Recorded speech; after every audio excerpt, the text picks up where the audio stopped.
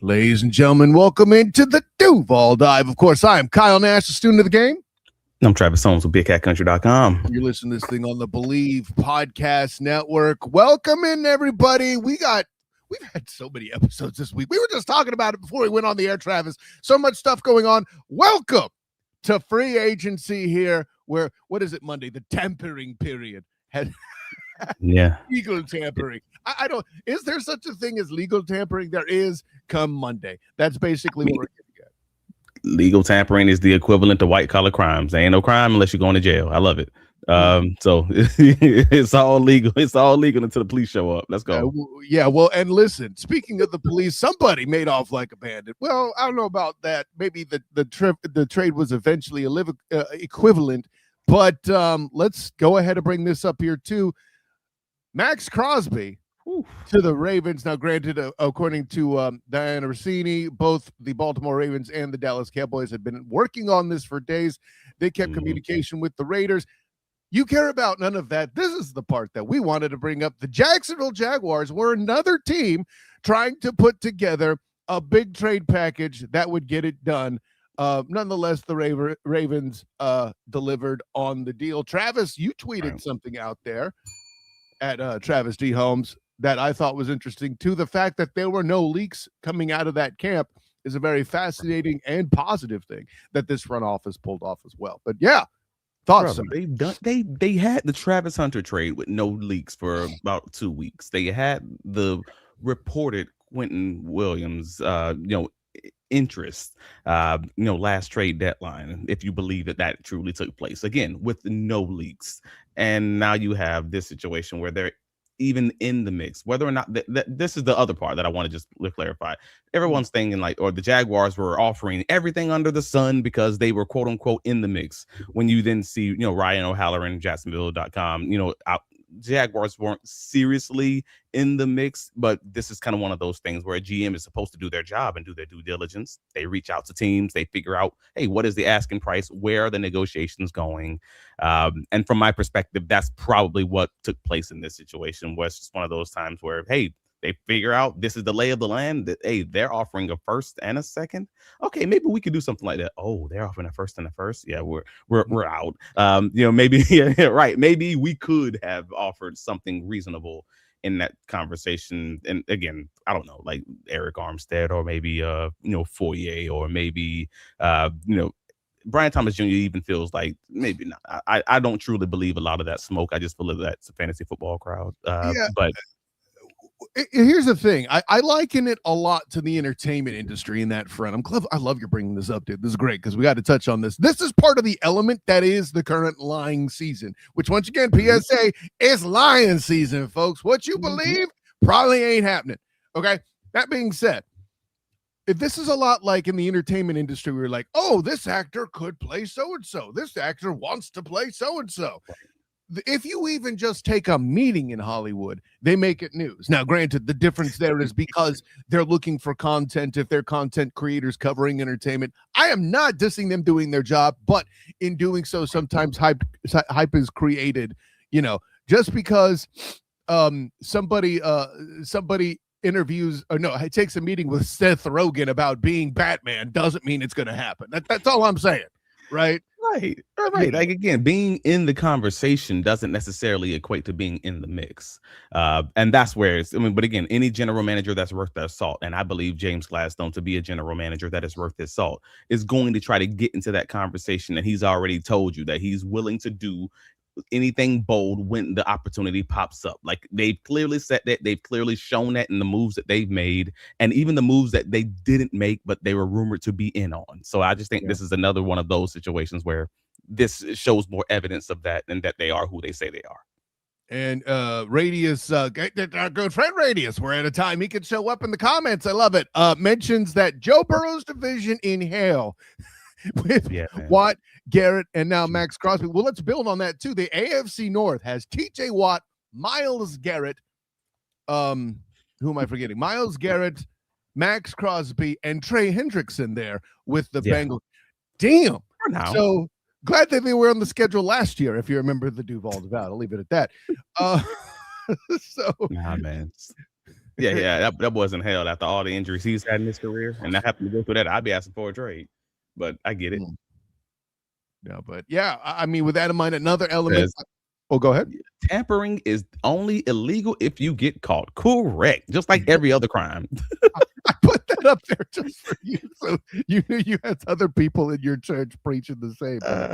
I ain't promoting doing illegal activities. I'm just saying some activities feel more illegal than others, if you know what I mean. There's tiers to this stuff. That's correct. PJ, we're going to get into what moves we're making here in a bit. And of course, good morning to all you who are here in the chat helping us rock this thing. I'm kind of stoked that you guys got up this early to have this many comments in here already. It's a special live pod on a Saturday morning, man. It just feels good. So thank you for that. Okay, now enough with this warm and fuzzy crap. Let's get into a little bit more business. That Travis D. Holmes on Blue Sky in the past 24 hours, he mentions the Jaguars have created nearly 17. Hold on, let me go Dr. Evil. $17 million in cap space, restructuring Patrick McCarry, Eric Murray, and Jordan Lewis, which I didn't think they were going to be able to squeeze that much money out of Jordan Lewis, but cool. Yay. I mean, so, he's going to be on the roster. You have the space to do it. And obviously, with all these void years, I mean, the top two guys had 3 void years added on. And I forget how many. I don't even know if they added void years on Lewis's. Again, I'm doing this by memory. But nevertheless, he's going to be on the roster. He's one of the veteran, captains of the defense and mentor to Jarian Jones. Yeah, that's an easy one to know even early on. We talked about this probably 3 weeks ago when we were discussing where the Jaguars could open up $40 to $60 million in cap space between simple and complex restructures. So they have space. They have, they're finally cap compliant heading into Monday's free agency tampering period. And they have to be cap compliant with enough space to actually sign their draft class by Wednesday, the start of the league year. And just normally the draft class needs around $9.7 to $10 million to sign those guys. So the Jaguars, as it stands, depending on who you believe, this is the other part that's weird to me. Depending on who you believe, over the cap has the Jaguars at $110,000 in cap space. Spot Track has the Jaguars with $2.5 million. I mean, I don't know which one's exactly accurate. I thought that was odd that they were that far off. But nevertheless, the Jaguars still have moves that they got to have made to get reasonably, $12 million, well, I'll say $12 million, so at least another $10 million moves. But they can easily just do that if they were to, let's say, extend Quay Walker. That will save them $11 million on the cap already in 2026. So that's an easy one that could potentially be coming. So they're fine on cap space. We knew that already. Well, and I want to throw this one. This is from the hip, but it's a good question here in the comments by DC Jet 9. Do you see us restructuring 41 or 16? Do they get clever with Trevor or adjust anything with Josh Hines Island? That's an I don't know. Yeah, go ahead. Or anyone else for that. If you foresee that Josh Hines Island is going to be on the roster, and I don't see why you wouldn't foresee that, then yeah, you probably do restructure JHA. But as far as Trevor's concerned, no, you don't restructure Trevor Lawrence because as it currently stands, quarterbacks go, it's still a pretty friendly contract at the rate with which he's being paid comparatively, right? But he's also this first real year of being hit with the real increase in his contract numbers. So restructuring him this year only saves you like $1 million on the cap. That's nothing. Yeah. At that point, we're making moves at this current point to open up $3 million, $6 million. You're in that range until you maybe even the Trevon Walker situation, you can get into the 11, double digits. So no, you don't touch Trevor's contract, not this year, unless something is.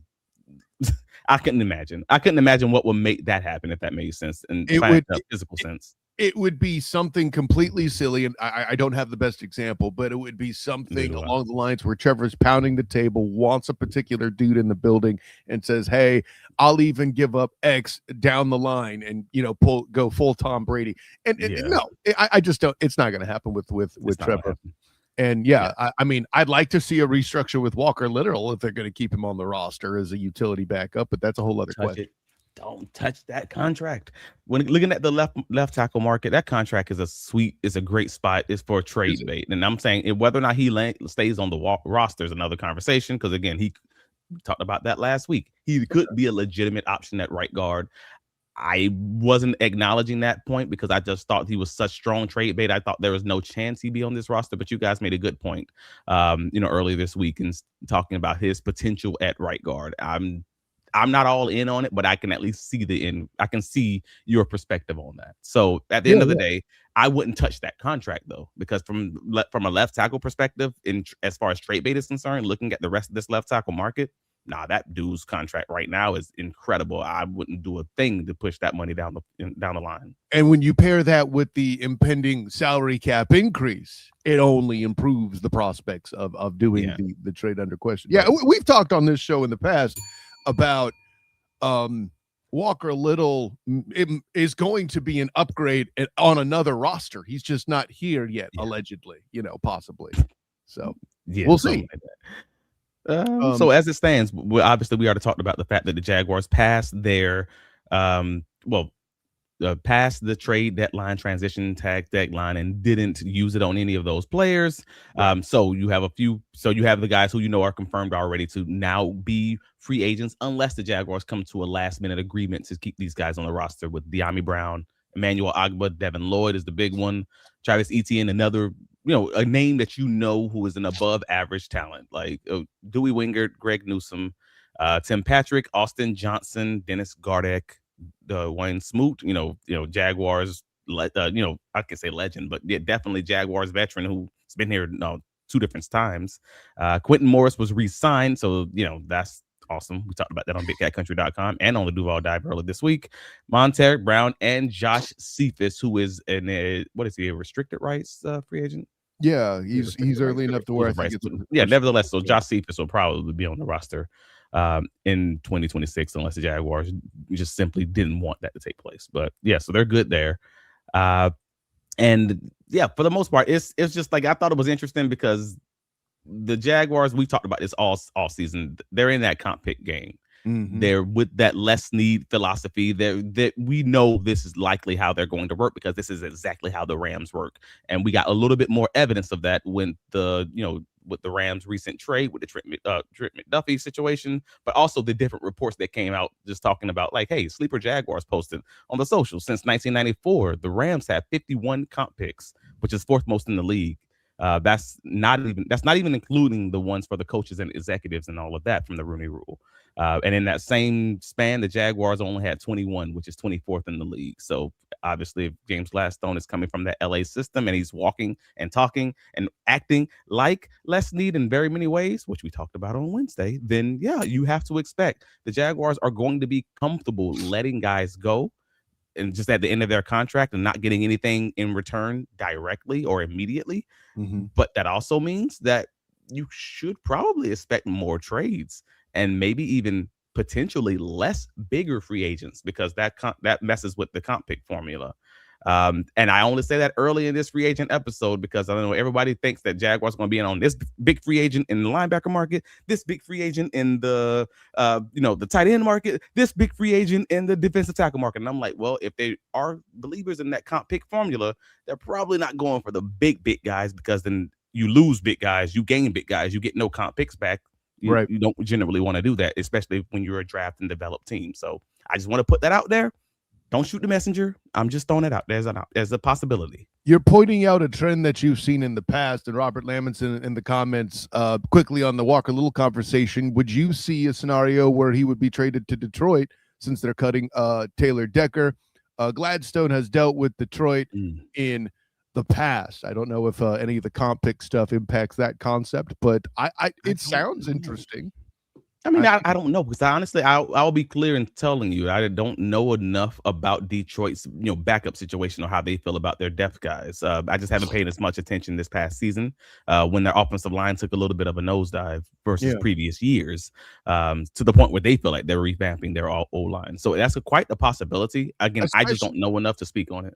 Especially when you have a dude like Man Campbell who has a history of building guys like this. I think it's thoroughly possible that it, depending on the trade, it could be one of those win-win scenarios, like with Evan Ingram in Jacksonville, for example. When he went to go with Sean Payton, that made a lot of sense because he fit that offense better, and the Jags were able to build up on their end. Now, granted, in Ingram's case, it didn't work out quite the way for his stats, perhaps, but he was on a roster that was one game and a snowstorm away from a Super Bowl. So, these are all things that are true. Both sides can win in a trade. It's happened before, right? No, you got it. No, that's it. But at the end of the day, I mean, you know why we here. You know why we here. But Jazz Nation says pushing makes a lot of sense if you look at the books for the 2028 season or pushing the contracts out, basically. Yeah. I'd assume the way 2027 looks will have some restructures like this year. Well, we knew what it was, man. Like you saw the dead cap that they had between the Tyson Campbell, between the Gabe Davis last year. I mean, again, this year you got Tyson Campbell, and I forget who the second biggest dead cap hit was on the roster. But you have multiple contracts where these guys didn't sign these contracts. And that's the part that it's going to just be odd, man. I'm going to be honest with you. Like I told folks, hey, man, this roster in 2 years, I said it last year, this roster in 2 years just may not look how you expect it to look, where a lot of guys whose names you know and names you love just might not necessarily be here. And if I were to tell people that Travis Etienne is going to have a great season and he's still not going to be on this roster in 2026, they would have told me I was crazy. If they would have if I would have said the same thing about Devin Lloyd, they would have told me I was crazy. First of all, they would have said you were crazy that he would get that many interceptions. Let's start there. That's pretty fair. But no, so now we're in the same situation where I can say now, looking forward to next year, who are the guys who are on this roster right now, who you can look forward another year and say, oh, maybe they won't be on this roster, even if they have a good year. That was the caveat. Yep. Even if they have a good year, they still might not be on this roster because these dudes are comfortable replacing via the draft because they're not scared of their ability to bring in talent that is equal or comparable, if that makes sense. 100%. Different game. The yes and I would put on that comment. You've been saying that the whole time. I've been saying for a while myself that the real test of Jimmy Stones is this offseason, as fun as last offseason was. I mean, listen, I know a guy he's holding on to. His name's LaQuint Allen. There you go. So let's get into it, man. We know why the folks are here. Yes. Let's talk about these high profile targets, these value options, with the Jacksonville Jaguars. Like, I tried my best to give you guys all of the additional context on certain position groups on the Big Cat Country article. If you haven't already taken a look at it, take a look at it. Like, Jaguars 2026 free agent picks from blockbusters to bargains, basically kind of giving you a few of the position groups that I'm giving you today. Right. But just so you guys know, when I'm writing, I give you guys the basics of that information. But this is a podcast. We got time to talk. We got time to figure it out. I'm going to give you guys the stuff that I didn't give you in the article because we didn't talk about offensive line. We didn't talk about defensive end. We didn't talk about receivers and a few other positions in that article. I didn't give you guys everything because we got time. Let's chop it up. Let's get this thing started talking about what was the defensive tackles. Is that where we're going? Yeah. I'm looking for the graphic. Right. Here we go. I see it now. Well, listen, if it's defensive tackles, hey guys, maybe you've heard Kyle talk about John Franklin Meyers a little bit. It's a thing that may or may not have come up. Small bell. I mean, that's where you go first. That's the guy. Is it time for the show don't tell on this dude? I think it's time. Let's go. Let's do it. Yeah. So you got John Franklin Meyers, who's just had a great season in Denver, but was odd because if you talk to the guys from Denver, they'll tell you that it was not the greatest, I guess we'll call it greatest situation as far as the locker room was concerned. I mean, he obviously destroyed the right guard, against the Chargers. And I know it's the Chargers. That offensive line was a mess, but nevertheless, he had such a great season, a 12.7 pass rush win rate. In this 2025 season, he finished tied for 18th in total pressures with 39. He had 8 sacks, which was tied for 5th, 8 quarterback hits, that was tied for 11th. So what that 12.7 pass rush win rate is, that was 15th for Pro Football Focus, and ESPN's tracking had him at 8th in the league. So like the Jaguars have been direly missing a consistent pass rush from that defensive tackle spot. Eric Armstead started off last season doing very well. I mean, you're talking he was top 3 in the league at one point in sacks, and then after his injury, he fell off.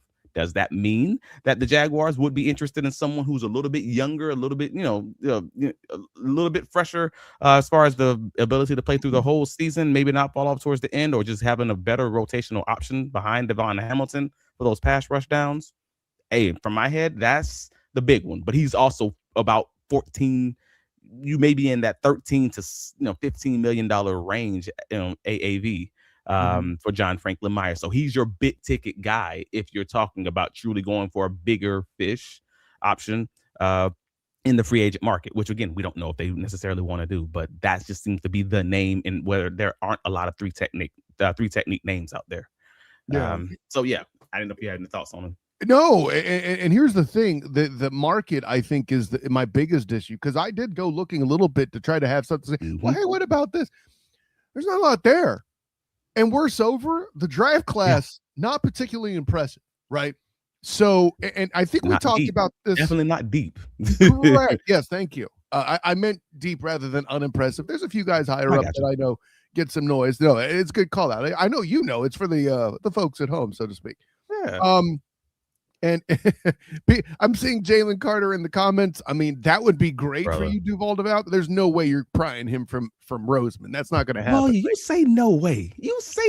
And the Eagles do some wild things because they believe in their ability to draft also. Like, I want to be real. Like, I as much as I don't want to believe that these things will happen, I also don't want to believe the Jaguars would have been in the Quentin Williams, situation. I also don't want to believe the Jaguars would have been in the Max Crosby conversation. And again, how deep they were in on it, quote unquote, is up for dispute. But to be in those conversations as the final three teams negotiating still says something. So I'm not willing to just discount it just because these guys are big fit. They are deep sea diving right now. They are deep sea fishing. Now whether they come back home with something to feed the neighborhood or whether they come back home empty-handed is another conversation. But they are absolutely out there putting that bait in the water and seeing what happens. So you never know, man. Whether it's Jalen Carter, whether it's at this point, it doesn't feel like anything's truly off the board because they're willing to legitimately give up a first-round pick and maybe a good player whose name you recognize and folks around the league recognize. It's just, what are the assets that the Jags could move at this point? Because again, with no first-round pick, I mean, granted, they got picks and there's things they could do. It's a whole thing. You got Eric Armstead, who's going to enter in the final year of his contract. You got Devon Hamilton, again, who helped you have the number one run stopping defense in the NFL. That is an asset, especially with the deep draft class coming up, that you may feel like you could potentially replace him and get a little bit more pass rush help there. You have, the Brian Thomas Jr. trade conversation is a whole nother thing because again, I don't think that they're shopping him actively, but they're listening if someone wants to offer something ridiculous. Of course. Yeah, of course. You take the call. You don't just hang the phone up. Doug, we're professionals here. But then you also have guys like Foye, who was the top of the league linebacker as far as tackles is concerned religiously.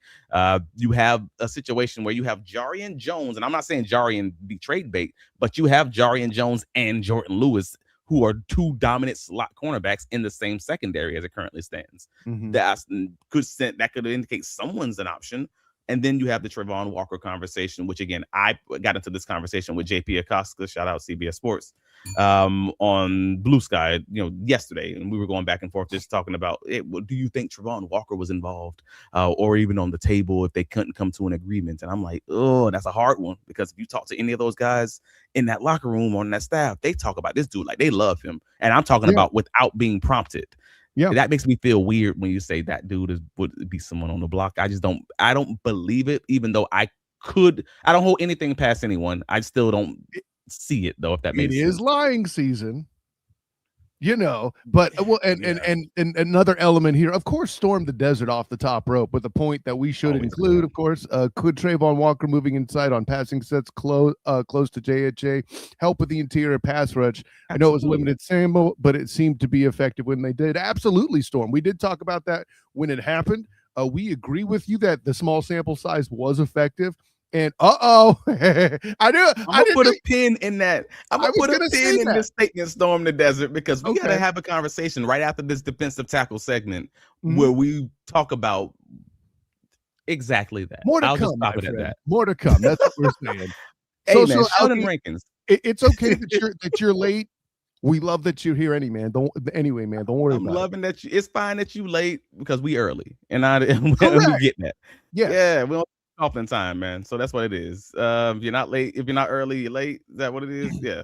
But no, I didn't get into the middle tier and the lower tier guys. Like you got Sheldon Rankins, Houston Texans. He had an 11.1% pass rush win rate with 44 pressures last year, and his run stopping grade also was 73rd percentile at the position. So he's not a major downgrade or anything like that from a Devon Hamilton. He just gives you a little bit more on the pass rush side. And he would only be around $7.5 million per spot track. So I'm just like, all right, but he's 31 years old. But we've had this conversation all offseason. Like, hey, the defensive tackles generally age a little bit better, where at least their run stopping ability kind of stays up there. Maybe the pass rush slows down a little bit as they get older. But if you're talking about a 2 or 3 year contract or something like that, maybe even a 1 year contract, you might be all right, because he just had a 1 year, $5 million contract in Houston. And I would love the opportunity to sign any guy who comes from an AFC South rival who may want a chance to stick it to his old team. That's just another little, just stab him in the hip, You're going to get at least 2 good games out of him. Radius makes a great point. Your pass rush run rate should be good in Houston with those colleagues. I mean, he ain't wrong. That's fair.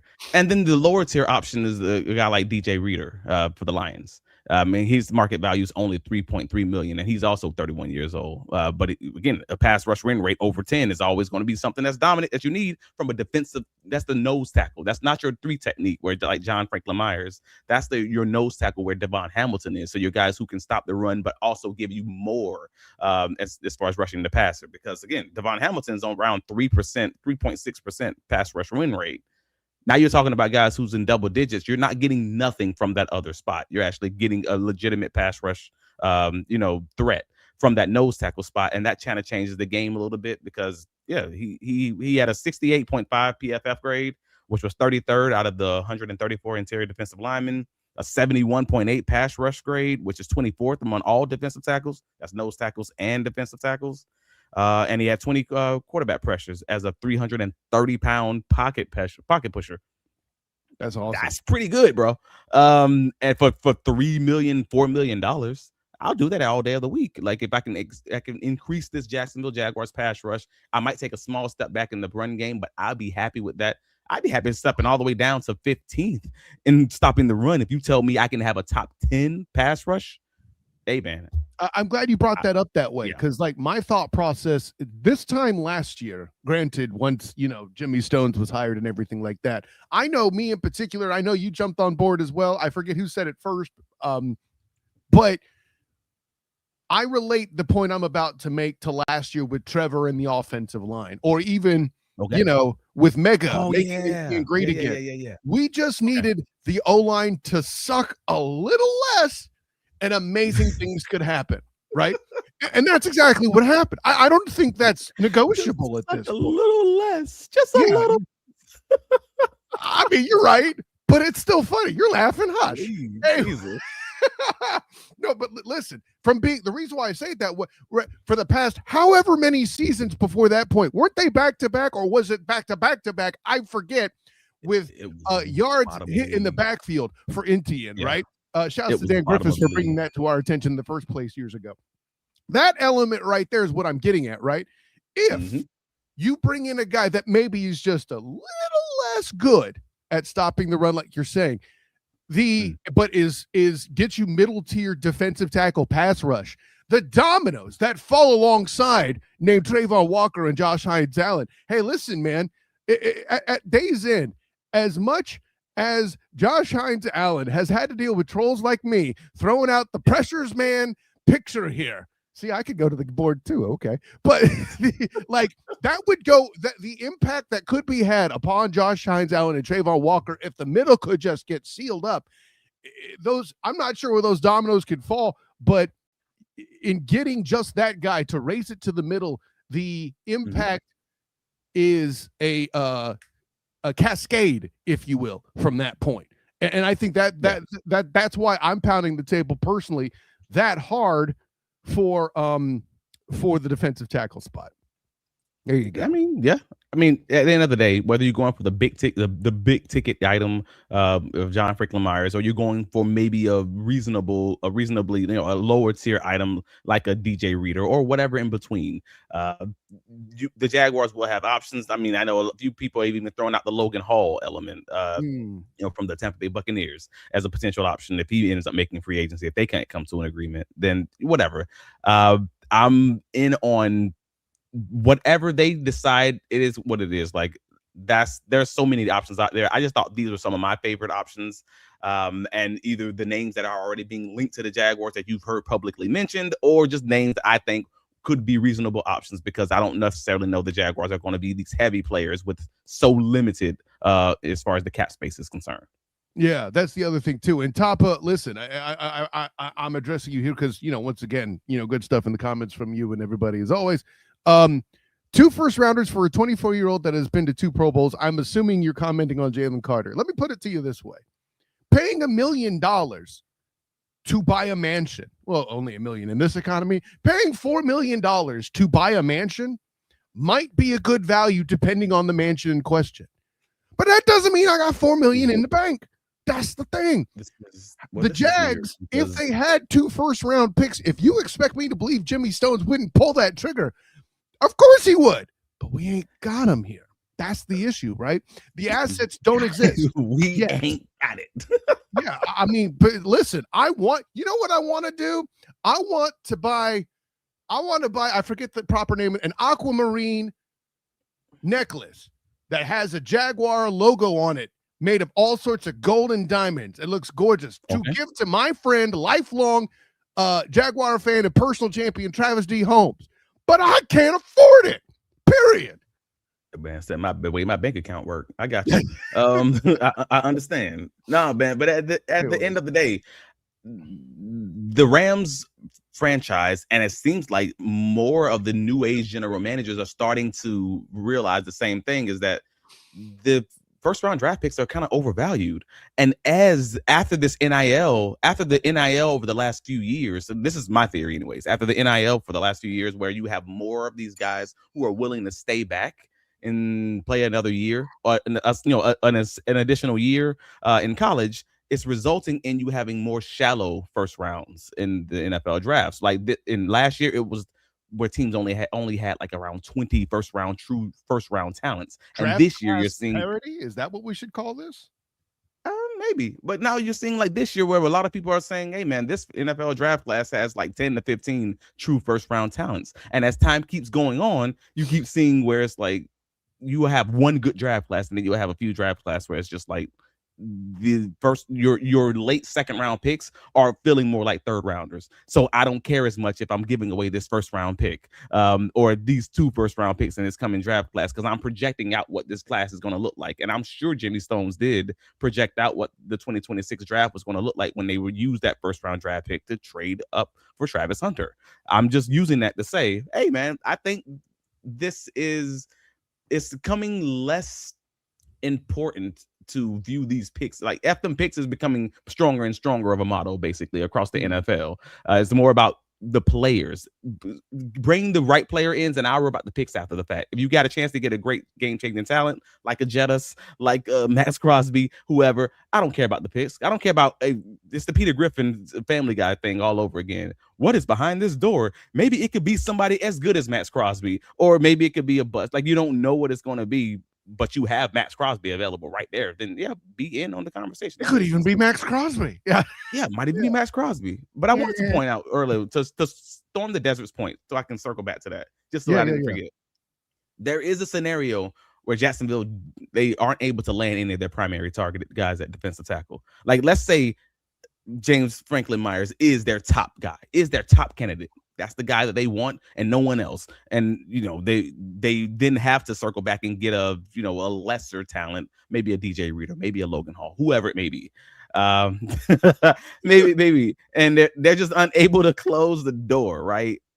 You got options out there where you can bring in your third defensive, your rotational edge, if you know what I mean. Like, I was looking at somebody like a Dante Fowler Jr., and that's not because he's a former Jacksonville Jaguar either. Oh. And it was just because I'm looking at, he's coming off a 1-year contract with the Dallas Cowboys at $6 million. He's a 31-year-old rotational edge. He has a spot track market valuation right now of around $5 million to $6 million, and he's coming off of a career year. He just had his highest graded season in his entire last 10 years, 77.6 PFF grade, 72.8 pass rush grade, 30 pressures, 3 sacks, 7 quarterback hits, 20 hurries, and that's only on 248 pass snaps. So that's a 14% pass rush win rate. Brother, that places him 30th among the league on edge defenders with at least 200 snaps. So I'm like, that's top of the half starting caliber, third defensive end type guy who you can have on the field in those obvious passing downs when you kick Tremaine Walker inside, and it's not breaking the bank to do it. That's a contingency plan, if that makes sense.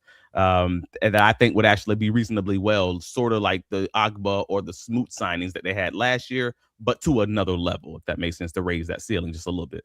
Yeah, and this is going back to the Trayvon Walker piece, right? If Fowler can make an impact like that to where then they can occasionally, or whatever this other pass rusher is, whoever this pass rusher is, if he's good enough to make an impact at a decent level to then kick Walker inside to then provide that much impact to where you just have chaos on the line in general, right? Like, listen, it becomes the Seahawks. They had multiple defensive edges. Like, it wasn't just the two. They had guys who could be a big edge, a big end, and flip inside. And then you have a third guy to come in and just wreck shop. No different than what the Jaguars could do here with Tremaine Walker, and then bringing in a rotational guy who can actually give you a real, true, legitimate pass rush threat. And I love BJ Green. I love Danny Strigo. I think they still have a hold a place on this roster. I just think they could use another guy that pushes that group up a notch while those guys continue developing. Yeah, Social Alki also piling on your NIL piece. I think Arch Manning is the prime example here of the top players staying in because they can get that cash such that it is. I'll add this. You say that the value of first round picks is diluted. Yeah, I think the impact the yes and is the overall top picks are diluted, right? Yes. Tanking, if not that tanking in the NFL is the thing to the same extent as the NBA. I'm not getting at that, but there's less value in tanking for Tua or sucking for Luck or whiffing for Griffin or whatever it is, planning for Manning, whatever. You like that one? I came up with that back in 2012. You're welcome. Anyways, but the punchline is this: that piece now has more risk to it. So it's the draft class parity that's being created is certainly a valid point that everyone should think about going into this draft for sure. No, I got you. But yeah, let's hop over to linebackers. That was a lot on defensive tackle, but I thought defensive tackle deserved a lot because it's the main thing that the Jaguar fan base and media all kind of know is the alarm bell going off for the position that the Jaguars need the most help. But linebackers, this is fun. The linebacker situation is fun, bro. Let's start out with Quay Walker. I've seen his name pop up so much, and I know relatively little about him. This is going to be me playing student of the game for sure. And who else better but to you, and of course our friend Dan Griffiths here with the Quay Walker tweet as well. Anthony Campanelli, former Packer linebacker coach, by the way, has an obvious connection to Walker, the 2025 team captain, 25-year-old with 57 starts, 469 tackles, 9 sacks. Interesting. Yeah.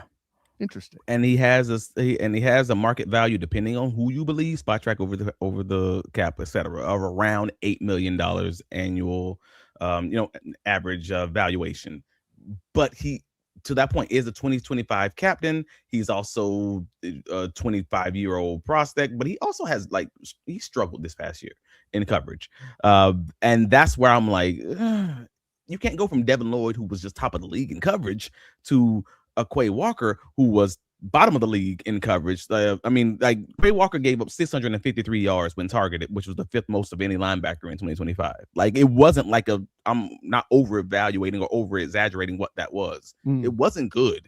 And I asked one of my Green Bay guys about it, texted him, and he basically just said, hey man, he's a 2-down linebacker in 2025. That was the words that he used to describe him. And I was like, oh, it's like that. He's like, he's a good player and everything else, but he's not your 3-down linebacker. But I don't know. It maybe you don't view Devin Lloyd as a 3-down linebacker. Then it's a great situation. But if Camp adds him, then that means he thinks he can get the best out of him, like after previously coaching him in Green Bay. So like that's one of those I'll trust the guy who knows the prospect best kind of additions, kind of picks. Storm the Desert says he looks like Lloyd did in 2024. That's accurate. That's very accurate. Like he led the Packers in tackles in 2025. He had 128. And you remember that the Camp wasn't just the linebackers coach in Green Bay. He was a defensive run game coordinator there too. So like from an Anthony, if I'm trying to put myself in Anthony Campanelli's shoes, like it's possible that he values that tackle ability a little bit more. So that could then lean like, all right, well, maybe Quay Walker would be the route for $8 million a year, because that's going to be very cheap compared to what Devin Lloyd's going to get on, in this 2025 season from all the numbers that they're talking about. So, he's very similar to Devin Lloyd. Yeah, I think that was a fair point. Like he's another off-ball linebacker whose fifth-year option wasn't picked up. But Lloyd had this blow up season, and Quay Walker didn't necessarily have that. So I guess that's a difference. Yeah, and the other piece. Well, I went to the wrong comment. Sorry. Social Alki mentions having Ventrell Miller and going to the draft for linebacker depth. I know we talked a little bit. We certainly drafted a couple linebackers with Jamal St. Cyr when we did our pre-combine draft. And actually, I think there was only one linebacker, because I think there was only two positions that we got more than one of. That's still wild. We got into the argument about Jacob Rodriguez and Deontay Lawson. Right. So that was the line in the sand for both of us. And then they got a lot of people like Leo Chenal out of Kansas City also. I thought that was interesting. But I don't know how I'll say this. So a lot of people who I trust, that I believe no ball, want Leo Chenal. The Kansas City Chiefs, he just finished his rookie contract. But I don't know that that's necessarily a better option than just drafting a guy who's cheaper. To Social Alki's point, like we got Ventrell, because he's 25 years old. The advanced analytics crowds, they all love him. But a major red flag for me is that like he plays linebacker 53% of their defensive snaps in Kansas City because they play so much nickel. And then he only lines up at a true linebacker position on 44 of those snaps.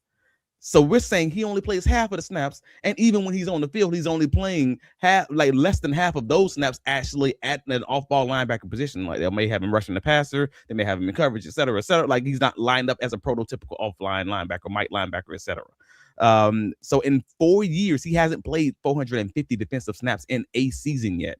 So when you're talking about that being the guy, it's a really hard evaluation to kind of figure out if you're talking about spending free agent dollars to replace Devin Lloyd, who lines up at linebacker on 72% of his snaps, to a guy who lines up at linebacker only half of those snaps, and then 44% at the actual linebacker position. It just feels like a really difficult traits conversation, where I don't know where to land on that, but folks seem to love him. And I don't know if that's because they're not watching the film on him, or they just truly see that, I think he has the traits, and maybe he just will be a dart throw, if that makes sense. Robert Lamison in the comments, Nakobe Dean as a possibility. Nakobe Dean. Again, it feels like a Devin Lloyd conversation. It feels like a Devin Lloyd 2024 conversation. Like, again, it's a traits thing where if you feel like he has the athleticism and he can be the guy to take that jump up. But I don't even know what his market valuation is for Nakobe Dean, actually. That's a more important question to the conversation, because I don't know that it's worth it if you can't. I don't know that it's worth it if you can't, if you can just go with the Ventrell Miller thing, which again, Ventrell Miller started the season as a co-starter with Devin Lloyd. Folks forget that. And then Devin Lloyd had him at one point. They viewed him as the same at one point, and then Devin Lloyd, again, blowed up, grew up throughout the season, and now the story has been written. But Nakobe Dean, I'm showing his market valuation, at least on Spot Track, is at $7.9 million, which is around that same range as Quay Walker. So you're talking about another guy who if you believe that they can be the guy to kind of flourish in your system versus the previous system, then I guess that's the conversation, is whether or not it's a It's more of a traits conversation and not necessarily what you've seen on film, based on the system they were in.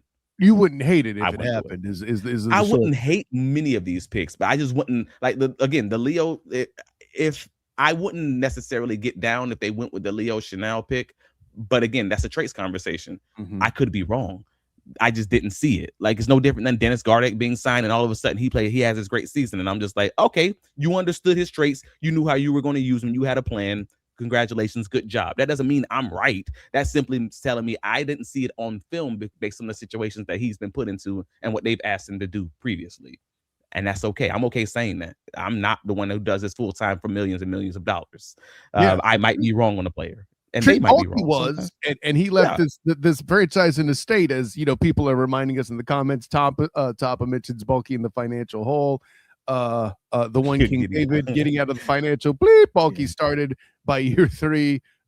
It'll be nothing but a memory. Hey, listen, this is the test of Jimmy Stones. It's not just the drafting; it's the front office action. I said this to Gus Logue. When they restructured Brandon Scherf's contract back after like the 2022 season, I said, oh damn, we're getting into this situation where we are adding these void years. And that was when I noticed the void years all of a sudden. It was after that 2022 season. All of a sudden I started looking around and I'm like, wait a minute, look at all these contracts. Void years. I'm like, damn. So now they're in the void year game. And the only way you get out of the void year game once you start adding void years on contracts is like you're in it forever until you have a tank season, until you have a tank job. You have 2 choices: eat your vegetables or kick the can down the road. That's basically what it boils down and to. Most teams, after you start adding void years to contracts, and like not just like a contract, but multiple contracts, you're just kind of stuck doing it forever until you have just a ridiculously bad season where you're just going to wipe the plate, or a ridiculous increase in the salary cap where you don't feel it and you can kind of get out of it quickly by cutting, the right guys or whatever. So like, yeah, to your point, that was a bulky thing that we kind of knew after that 2022 season where they quote unquote stood pat, but also restructured a lot of guys that try to add more, and it just wasn't going to work. And now Jimmy's trying to wipe the slate, but also you're stuck still doing the void year game, kicking the can down the road. With the extra element of being a victim of your own success by improving your damn team by 9 games and being called a legitimate Super Bowl threat. While doing it on a budget. Balling on a budget. Ain't that something? Balling on a budget. There you go. This is how we win.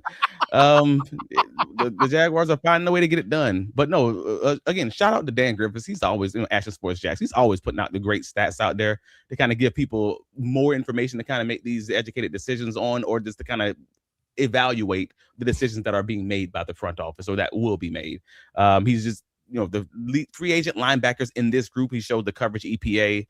Devin Lloyd obviously leads the NFL, 28.2. But then you have someone, Alex Anzalone from the Detroit Lions. That is the guy I wanted to put on our radar because that's the real conversation for me. Is he's my favorite Devin Lloyd replacement, and either you love him or you hate him if you're a Detroit Lions fan, or if you're a Jacksonville Jaguars fan who's watched some of Detroit Lions games. Because again, I've done 2 podcasts, Inside the Pigskin, where the whole fan base is all Detroit Lion fans. So I know about the Lions in a lot of ways. I just don't pay attention to the offensive line play, which is why I didn't know the O-line stuff. But so what I hear you saying is Walker Little and picks for Anzalone. That's what I'm hearing. Maybe, bro. But no, Anzalone is strong against the run, and he's strong in the passing game. And I think he's the closest option to like potentially slide back into that Mike linebacker role. Like the primary issue for him is that, again, he's 31 years old and you're in an athletic league where these guys kind of have to run with these tight ends who might be a lot faster. But most of the free agent guys who this team has signed, the Jaguars, have been the younger guys because they're trying to grow with them. They want to have a plan moving forward. Unless they're like stopgap guys, like they did sign Eric Murray. He was 31 years old at the time. They signed Dennis Gardeck, who was 30 at the time.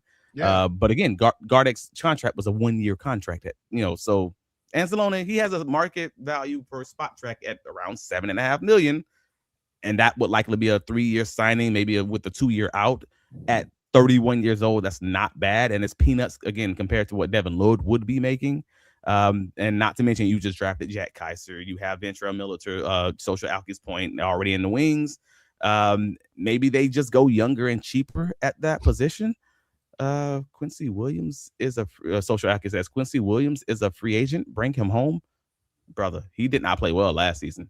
I mean, he got benched multiple times, but then I like Quincy, but I'm going to be honest and say I don't know what was going on with that Jets defense. Maybe he still has it. This is the group that had their defensive coordinator fired during the year after they played Trevor Lawrence and the Jacksonville Jaguars. I'm just throwing that out there, Chief. So I don't know. I don't know how to feel about the Quincy Williams thing because, again, maybe I just need to watch more tape and find out was it the surrounding circumstances with that defense, getting rid of guys like Sauce Gardner, getting rid of, obviously the prime defensive tackle. Like, I don't know if it was that or something else. But that's what the King David says. No, on Quincy, he's just average. And I'm like, I don't know. I'm not going to speak on it unless I've watched the film and come to my own consensus, my own conclusion. But I did know he got benched a few times. But yeah, so to finish off Dan Griffith's points, I mean, yeah, Quincy Williams was plus 10.7 in coverage EPA, which is bad. Plus is positive is negative. Positive is not a good thing, basically. Negative is a good thing when you're on defense, if that makes sense. Yeah, because you're stopping. This is things gained by an offense, and you're a defensive player. Yes. You don't want to do that, correct? So offenses had more success when targeting Quincy Williams than, offenses generally bad things happen when they targeted Devin Lloyd and Alex Anzalone. So that's why I'm looking at those guys originally. But yeah, and my final option was a guy who wasn't even on that list. I just thought it was interesting, like Tremaine Edmunds. Yeah. So 27-year-old linebacker recently released by the Bears. He played 13 games last year and at one point was also leading the league in interceptions. That sounds familiar because that's exactly what Devin Lloyd was doing last year. And yeah, so I texted another guy about him and he said he thought that Edmunds rushed back from injury last year. Like they say they think he just came back from injury too soon.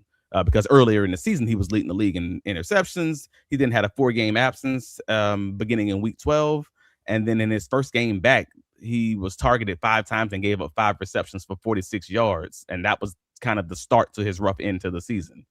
And I'm just like, well, he ended the year overall 112 tackles, 3 tackles for a loss, a sack, 3 quarterback hits, 1 fumble recovery, 9 pass breakups, and 4 interceptions. And if you were to just look at that as a season compiled, that's a great profile, right? Like that's a good dang player.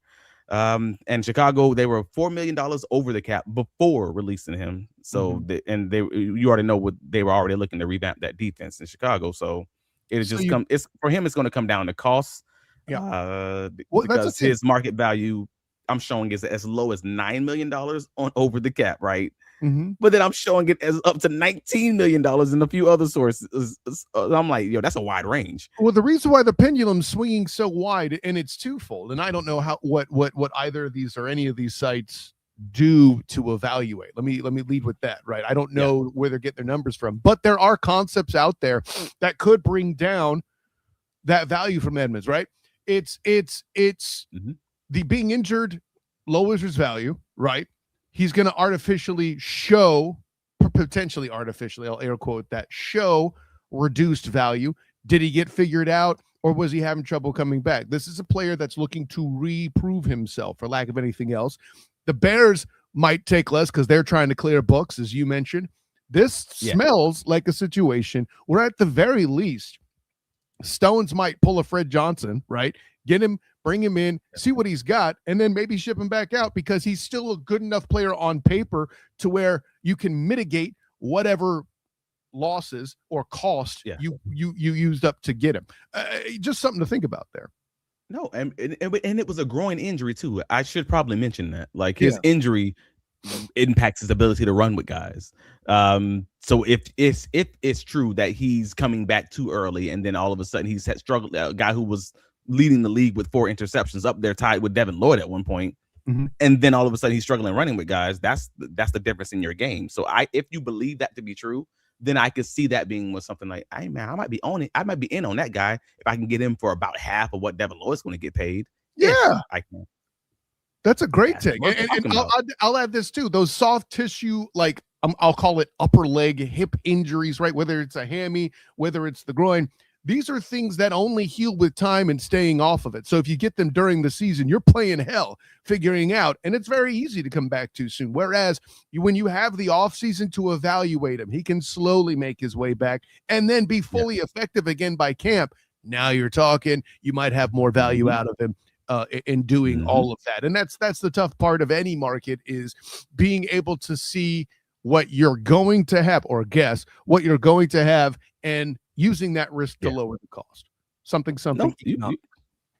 Yeah, you called it. That's supply and demand, man, and trying to figure out where exactly you're willing to, what's your limit that you're willing to pay. And it's like negotiating in Mexico. You know how this is. You go to one place and you can buy the same thing for half the price as you bought it up the street. Like that's what it is. And if you haven't been out of the country negotiating, it is a fascinating experience. Oh, haggling, everybody should do it. Haggling is great. I wish more U.S. companies, just as a side tangent, I wish more U.S. companies did this thing like H.H. Gregg used to do, where I can walk in and just act like legitimately negotiate with you on whatever I'm buying this with. Like I walk into Target and Sears or something and try to buy a couch, and they're gonna be looking at me like crazy when I'm talking about I'll give you half the price. What? Nah, but H.H. Gregg was wild for that. Now. Nope. H.H. Gregg was wild for that. Just let's get into if unless you have any comments you want to get into first. I'm gonna hop into these cornerbacks. I was just gonna say, pro tip: when you're in Mexico, learn some of the Spanish. That'll help you in your negotiation. Amen. They be trying to knock your head off too. I was so mad. I bought some wine from some almond flavored tequila from Mexico once. I paid 3 times the amount that I saw it available up the street, like not even a half block up the street. And I was so pissed because I was like, oh, I didn't know. Never. And I think I'm good at negotiations, and I got. Well, it's just, you were impatient. That's all.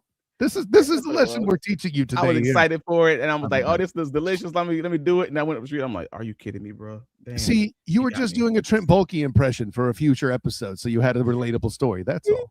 You got me. That's what it was. I learned. Lesson learned. But yeah, man. So the cornerback conversation, we don't know what's going to happen with Montaric Brown. Like if something did happen, it would happen, this weekend or early next week if they are able to get him to come back for a reasonable cost. Because you're seeing the numbers thrown out that he might be worth anywhere from that $9 to $10 million range per year.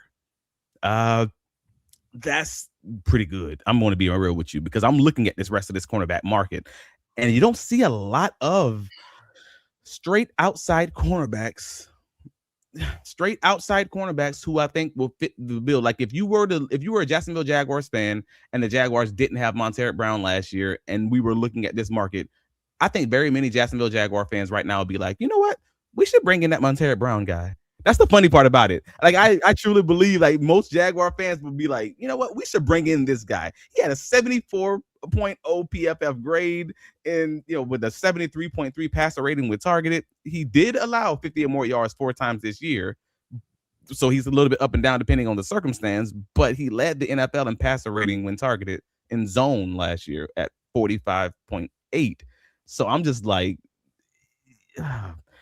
that's not a crazy contract. Like that's what Sleeper Jaguars knows. Like that would, if he got this contract that we're talking about, he'd be the 32nd paid highest cornerback.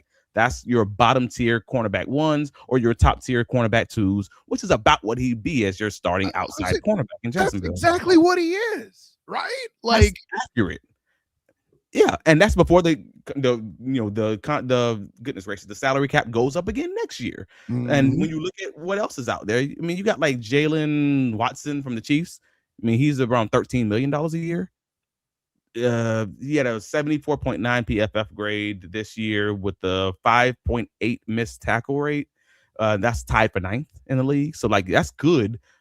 But he's also a guy that's very similar to Jarian Jones and Jordan Lewis. He has the inside-out flexibility, and he does play outside corner for the Chiefs.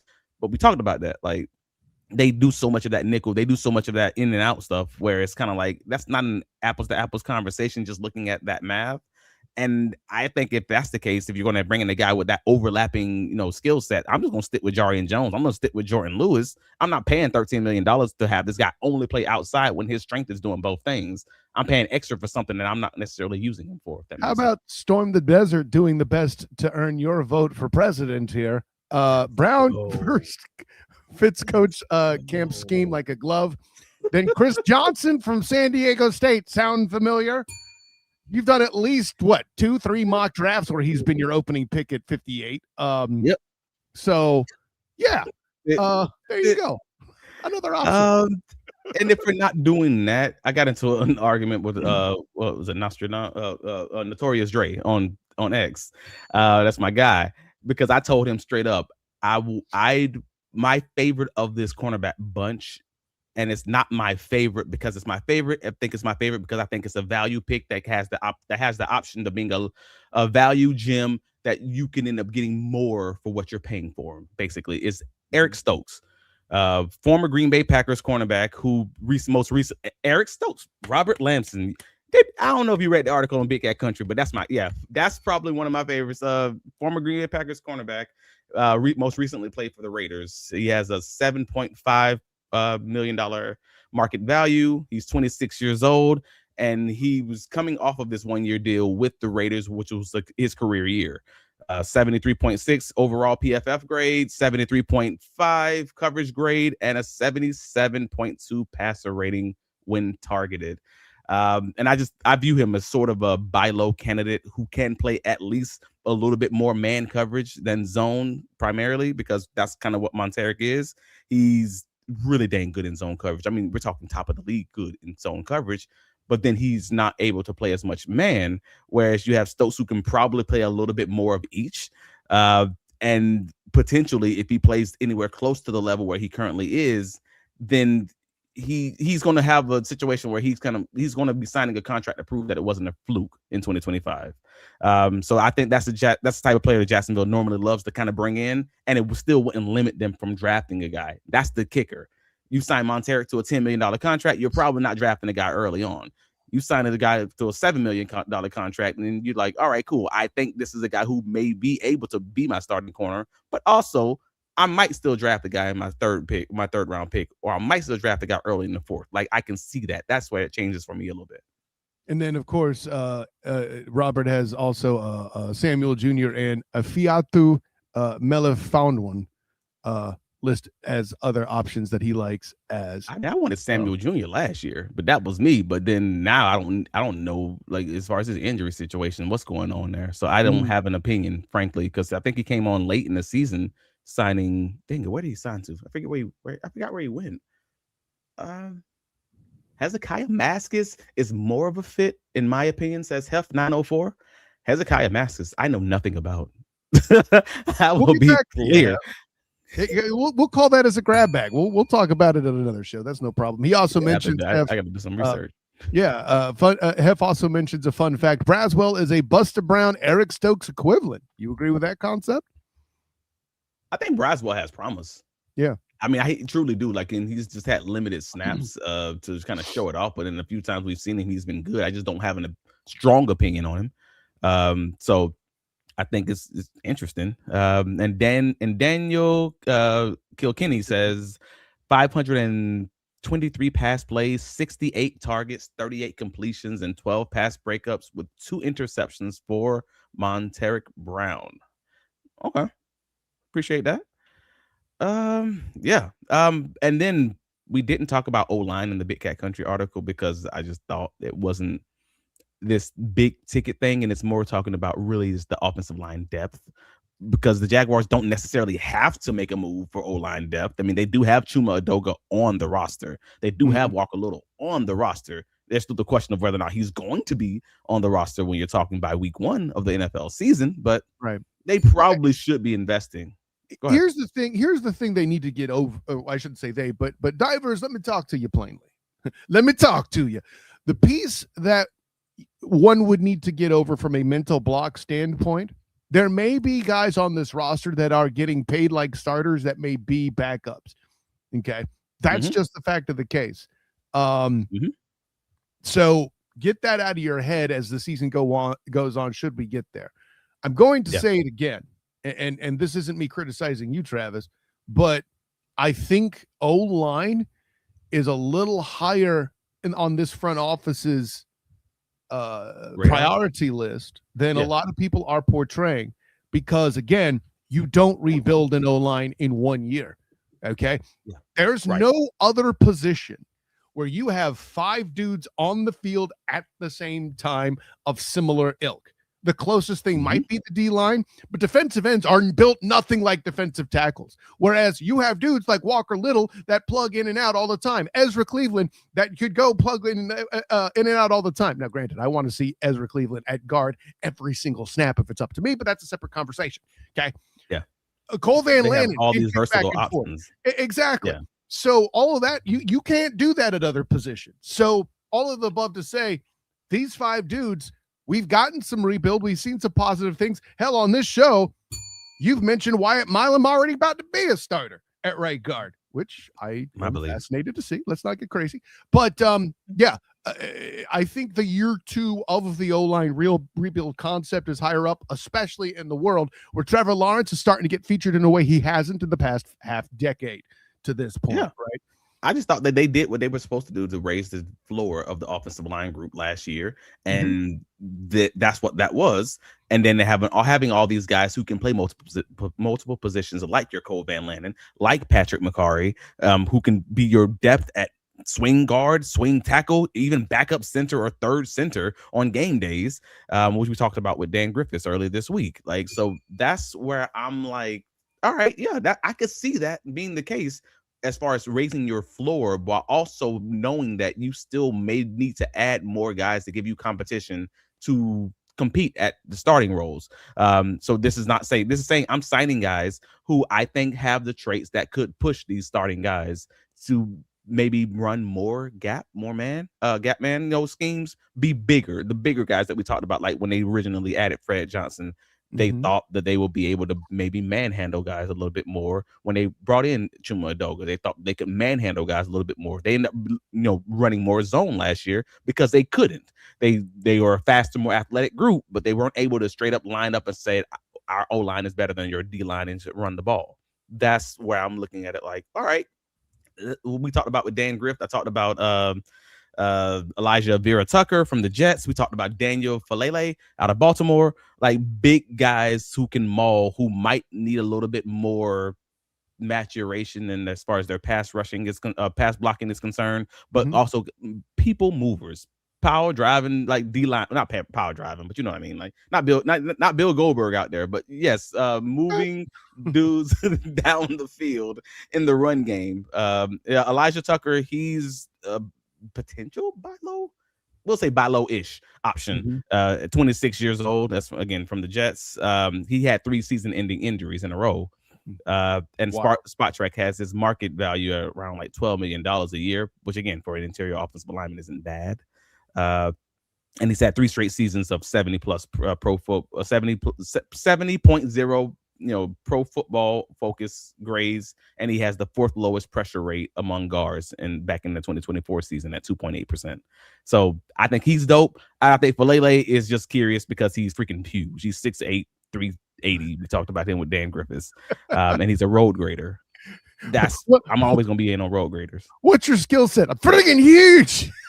Freaking huge. You can run the ball. That's what I'm here for. I like that. Hev makes the good point here. This year, the focus seems to be on interior line because the following draft is deep on the offensive tackle class. If true, it would explain a lot of things. For example, signing Cole Van Lannon and pushing those many chips into the table at that point. That's a fascinating thing you bring up there, Hef, 100%.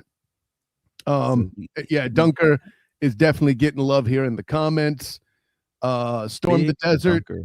Everybody love that hair. They love that hair. That's what that is. Storm the Desert is saying what you said with Dan Griffiths earlier in the week is a hot take. Apparently not, Storm.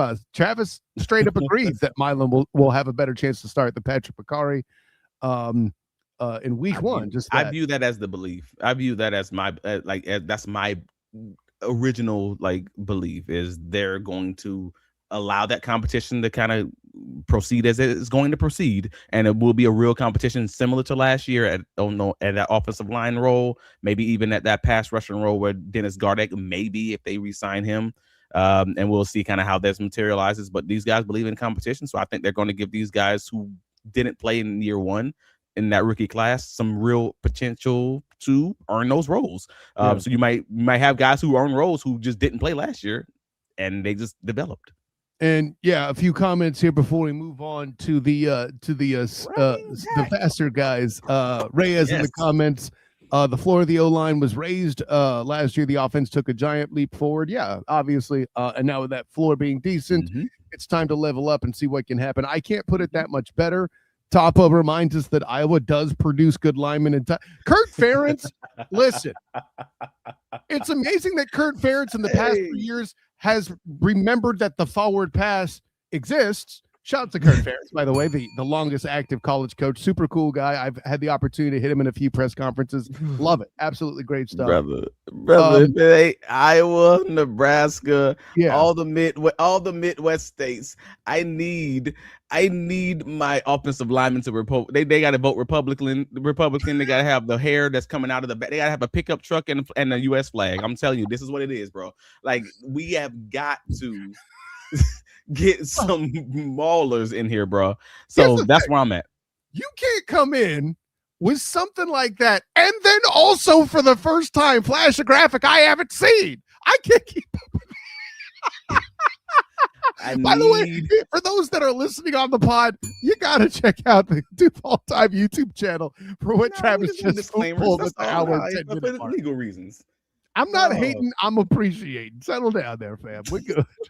What was the other thing? Oh, yeah. Radius brings it. Isn't it nice to have a staff who flex the system to maximize their players rather than just jamming square pegs and round holes based on their arm and hand size, probably? I added that part in, Radius. I thought you'd understand. Well, no, it's because you have a staff who has a vision. And that's a wild thing to say. And again, we talked about this early on in last offseason with the Big Cat Country head coach series. And we talked about it even when, Trent Baalke was making some of these moves. And we were like, dude, what is going on? Like, the philosophy don't seem to make sense. The people you were bringing in didn't seem to make sense for the philosophy that you claim to be. Like, you claim to be. You say you want to be people movers, but then you'd bring in guys who weren't people movers.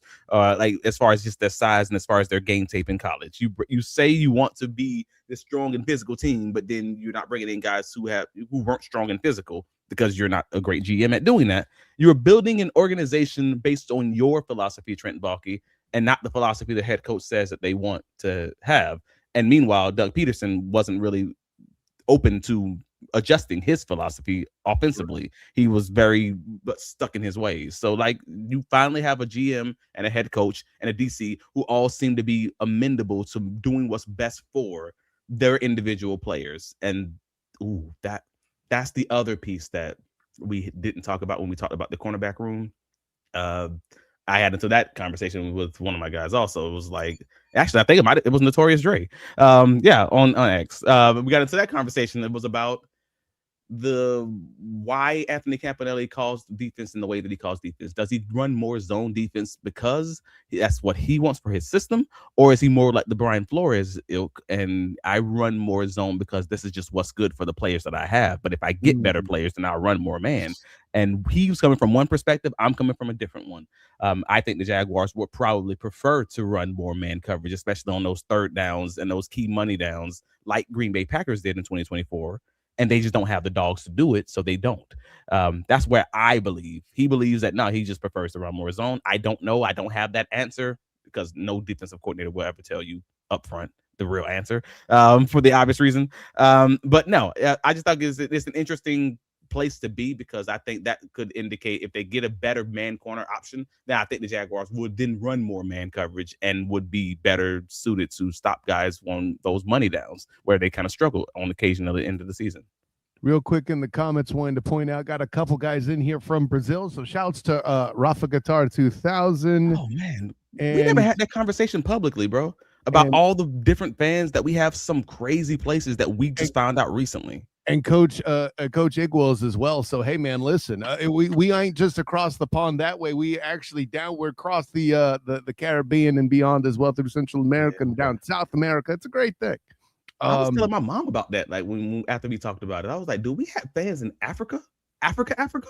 This is crazy. I didn't know that. And it was just like interesting to find out that stuff. And we never really said that, on the socials when we find out where people are viewing us from or where people are viewing the audio from or listening to the audio from. And I'm like, Jesus, Coach Wells informs us he's a fellow Orlandonian, but lives in Brazil right now.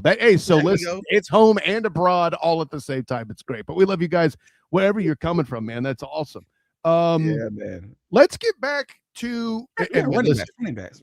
I'm about to say it's fun not conversation. like I have a problem talking this much beef. We'll have plenty of time for that. The running back position, I believe, listen, if we don't touch on that, we're not doing our damn jobs. Simply alone on its own, Travis Etienne, mega requires us to have this conversation. Man, I know this is a longer pod, but like free agency fools, come on now. Yeah, yes. Thank you. Yeah. And he was great. He absolutely was. You're not wrong. But I think you've talked about this gentleman when it comes to running back before on this show.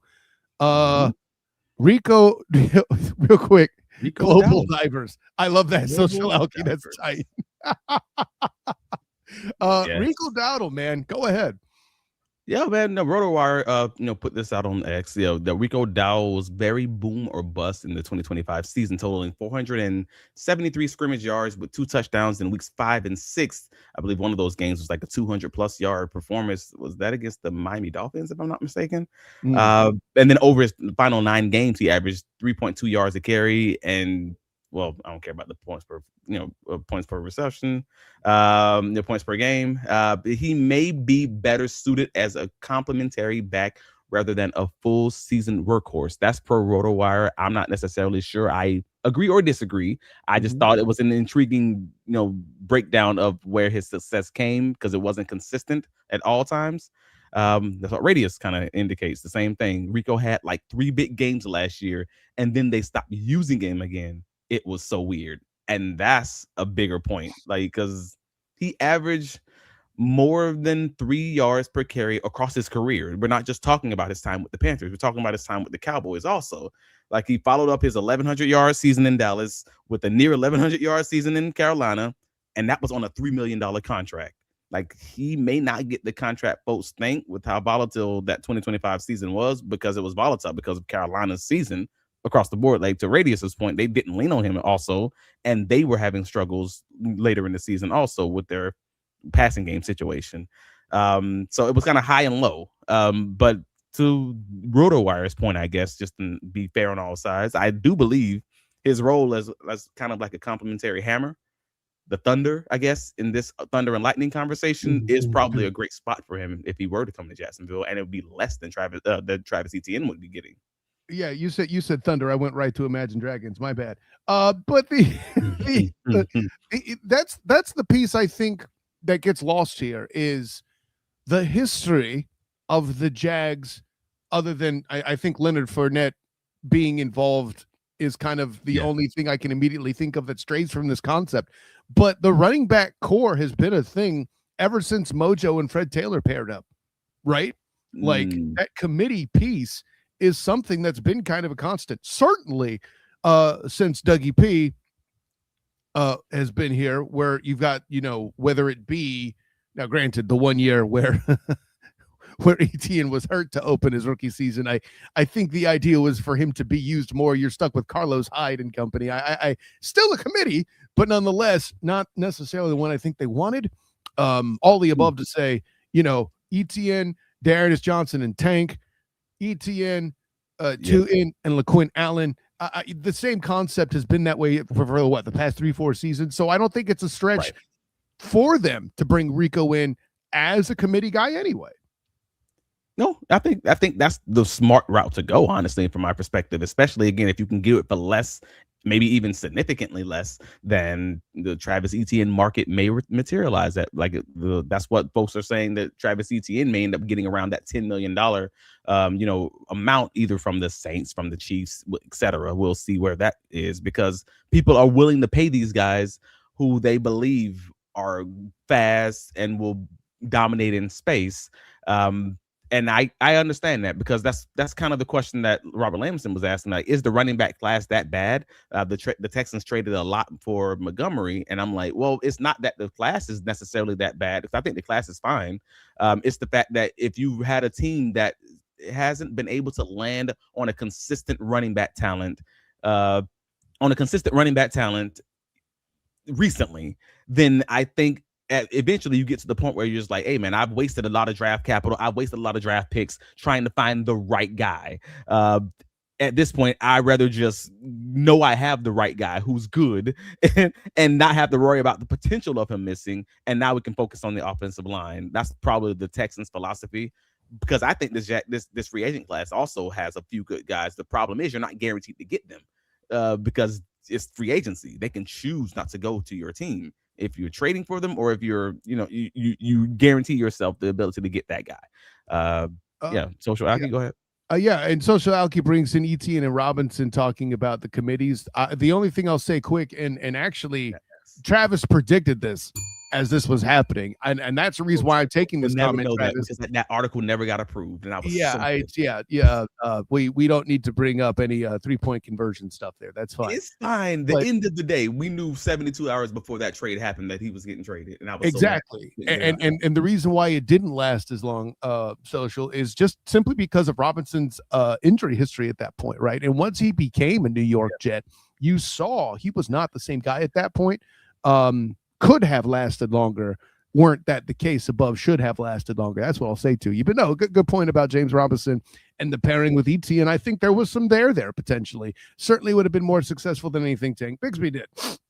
Anyways, I said what I said, Travis. Anyway, asking how bad or how good the class is. This free agency class, I think, is great. Like, not great. That's not accurate. I think it's above average. I think it's a lot of above average guys, which can dilute the class. That was always my worry, is that maybe Travis Etienne doesn't get the $10 million he's looking for. I said this like a month ago, because I thought, sort of to the point where Rico Dowdle was the reason Rico Dowdle had to accept the $3 million contract after an 1,100-yard season in Dallas was because there were so many solid or above average running backs that were out there that when he finally was able to sign them to a team, it was like, hey man, this is what we got. You want to do this or not? And he ended up taking a 1-year, $3 million contract to play with the Panthers. Now he may be around $6-7 million this season, after doing it again for 2 years in a row. But you have other guys on the market. You got Tyler Allgeier in Atlanta. $5.7 million is what his over the cap market valuation is. He averaged 3.1 yards per yards after contact per attempt. That's a top 30 mark among running backs. Like, he never missed an NFL game. And again, that's top 30 among running backs throughout his career. I want to be clear. He's never missed an NFL game. He has 20 total touchdowns in 4 seasons and has never fumbled on 737 touches. That's a good, again, complimentary guy who's around that $5 million mark. You're not going to blink at that if you're a Jacksonville Jaguars fan. And if you're probably in that front office, if you have that as an option as your Thunder and Lightning to guarantee yourself someone who can move piles, I'm here for it. Topa says, man, if ETN goes to the Titans, Jesus. Hey, listen, how's that working out for Calvin Ridley? Anyways, no, and listen, Calvin Ridley. There's the other the defensive end. I forget his name. The quote unquote former mayor of Jacksonville. Yeah, Arden Key. Yeah. It ain't got well for nobody going to Tennessee so far. At the end of the day, at least with Arden Key going to the Titans, I learned that Trevor Lawrence only looks at his first read. Anyways, Rachaad White, we can talk about him. Buffalo Bills, Tampa Bay Buccaneers running back, obviously played under Liam Coen as the Thunder, as the Thunder to Sean Tucker and Bucky Irving Lightning in the 2024 season. Like, he had a pretty solid season. Like, he was 4th among running backs in his rushing grade for Pro Football Focus, 87.2. He had 0 drops on 42 targets in 2025. He also graded in the 98th percentile on gap runs and a 94th percentile on zone runs. Like, that was an interesting one, because I think I've talked about the fact that I think Jacksonville wants to be more of a man gap team like the LA Rams. I think they want to get bigger offensive linemen. So if I'm like, hey, if you have an option where you can get 1 or 2 guys eventually and start running a little bit more man gap, you already have a guy in house who can do that, who's shown you the ability to do that. Because so far, Bashaw too and Travis Etienne, primarily zone guys, primarily guys who can just ride that line and just find the gap and kind of cut it back or whatever. But this is a guy who can kind of get upfield. So I just think I would view the White signing like I viewed Robert Hainsey signing last year. Like he has experience in this Liam Coen offense. He's a reasonably low cost, and he was a stabilizing move if you want to kind of get into that man gap situation. No. And in the comments, Rafa Qatar 2000. Oh, the Brazilian guy. Yes. The Etienne is underrated. Guy. He's a very good player. It's not Etienne's talent, and I'm reiterating this here since we're in the free agency show, and those who haven't heard us say it yet on the Duval Dive. Which, first of all, if you haven't, like and subscribe, for goodness sakes, get a hold of your life so you can hear this take.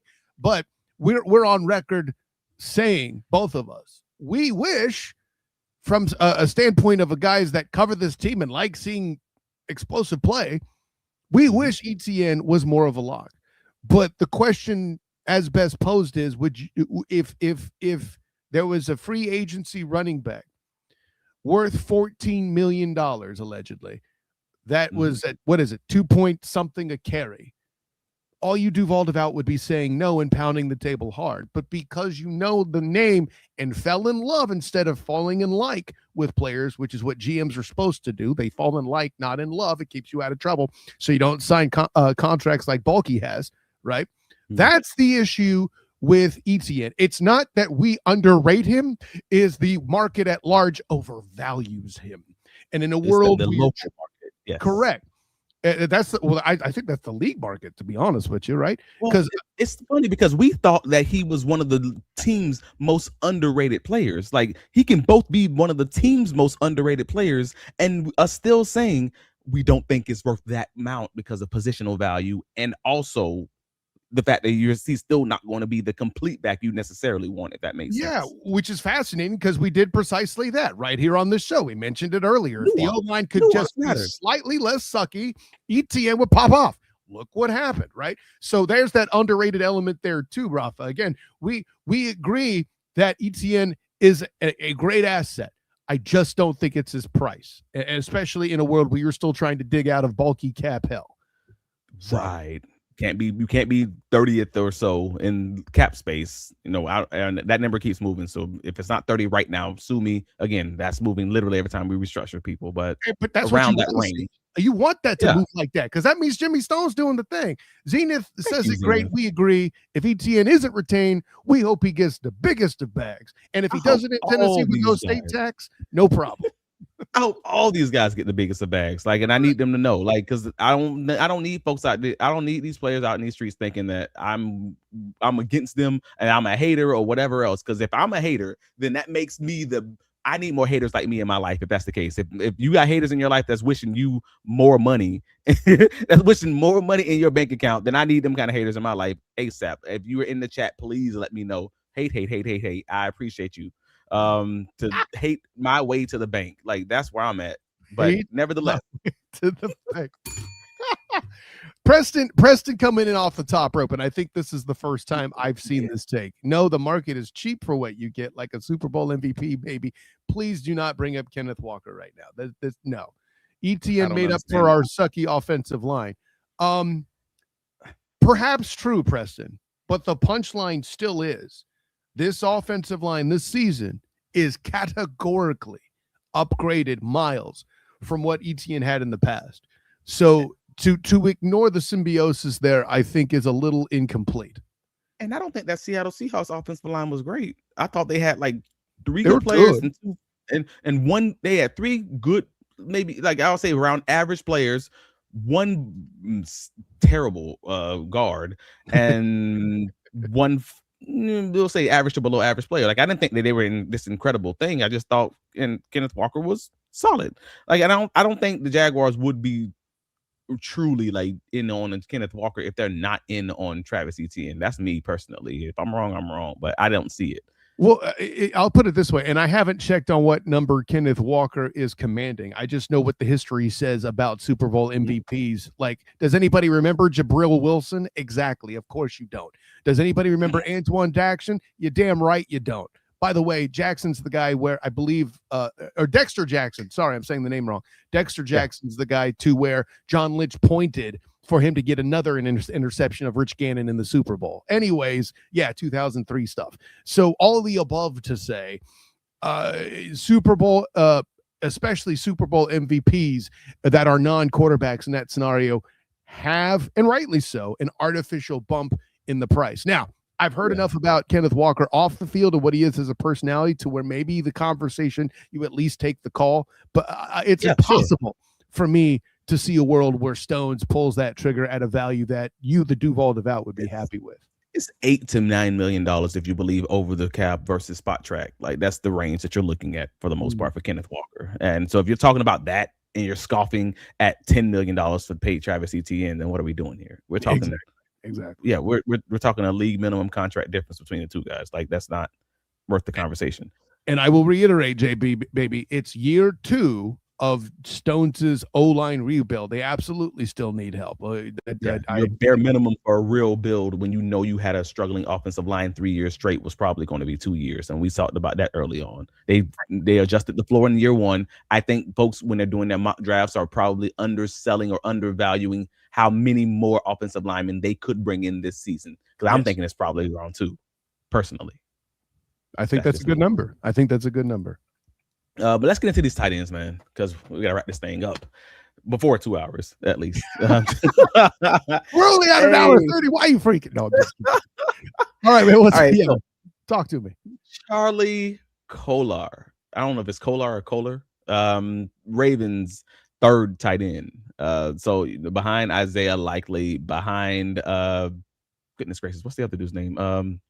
The main tight end for the Ravens. Oh gosh, I just lost it too. I'm forgetting his name. Yeah. No. Why am I drawing a blank on the dude's name? It's Mark Andrews. There it is. Andrews. Sorry, guys. 3rd tight end. So, like, the Jaguars obviously were able to get Quentin Morris because he was the 3rd tight end in Buffalo, and they had 2 really good tight ends in front of him. And I would view Charlie Kolar very much in that same light. Is that he's the 3rd guy behind 2 really good dang tight ends, and he's only 26 years old. He's a solid pass blocker. He's a good pass catcher, and he has a market valuation of like $2 million a year, which is less than you just paid for Quentin Morris on the 1-year contract. Like, if we're anywhere in that range, and Jacksonville needs that depth there, I'm all in, because he finished 2025 as the 16th highest graded tight end per Pro Football Focus, 15th highest graded in run blocking, and a career high in receiving yards. Now, I know that career high was only 142 receiving yards, but also we just named that he had 2 really dang good tight ends in front of him, and he still was able to get some run. As far as that's concerned, like, they gave him the passing, options. They gave him the passing opportunities because he was so good in both the pass game and the run blocking. If you're giving me starting level production in a small sample size, I think that's worth the flyer for, $2 million a year at tight end. That's kind of where I'm at with there. Like, I think he's a really good option. Radius loves him. Sean loved him coming out of the draft, the dude who used to pop with Josiah. And the other one that I had was someone who I don't think the Jaguars would go with, but it was someone who I like. So I just really wanted to name him, honestly. And that was David Njoku out of Cleveland. But unfortunately, his market value right now is looking at around $10 million a year. And I don't think for a second tight end, unless the Jaguars truly are going to be going all in on these 2 tight end sets, maybe 3 tight end sets, that wouldn't be something that they would do. They could do it. I'm about to say, if they brought in Njoku, they were. That would not be strange. Anyways, that's fair. If they did bring him in, that would just be your sign that, all right, cool, they're going all in on this whole Rams thing where they would do they're spamming the NFL with 3 tight end sets. And we are an offense and a team that kind of trails what the Rams do. Whatever they're doing, we're probably going to do it. So there's an argument to be made that they will be bringing in a tight end. But I don't know that they're going to spend $10 million to do so, especially at a backup tight end when we're still complaining about how often they use Brenton Strange, because I thought he should have been used more in 2025. But Njoku, I'm a big fan of his blocking, and I wouldn't mind him being behind Brenton Strange, but he did miss 11 games over the past 2 years, and he's nearly 30 years old. So his suitors might be gets a little bit muted. Maybe it's not that $10 million that I'm thinking about. Maybe it's $7 million. All of a sudden, that could be a realistic conversation, maybe. But with Jacksonville's cap situation, if you're talking in that $10 million range for a backup tight end with this wide receiver core, that's probably not going to happen. But Kolar, I'm a fan of, and Njoku, I like. Preston in the comments says it exactly like I feel like I've been trying to these past couple shows, these past couple weeks, going back to our pre-combine draft with Jamal St. Cyr. He says, I don't see us at tight end. We can draft our third tight end. I agree. But Coen's system, tight end talent talks. Yes. Yeah. Yes. 1,000,000,000% yes. And I don't want one of these Jimmy Graham wannabes either. I want dudes that can block their entire rear ends off. I said what I said, Travis D. Holmes. Anyway. All right. Jimmy Graham wannabes. That's interesting. I'm not throwing shade at Jimmy Graham. He was a great receiver. Oh, yeah, he was great. No, he was good. He was a great receiver. I know that's not it. So speaking of not a need, this is one that we talked. So just so you guys know, whenever we have these podcasts, we love talking ball. Like when we have guests on, we normally talk ball for another 30 minutes, 20 minutes afterwards, just because we love talking ball. So what Jamal St. Cyr was on, we had we could have had another separate podcast after the fact, because we talked for another 45 minutes just about prospects, to the point where I'm like, dude, it's freaking 1 a.m. I gotta go. I gotta get off. Like I gotta shower, whatever.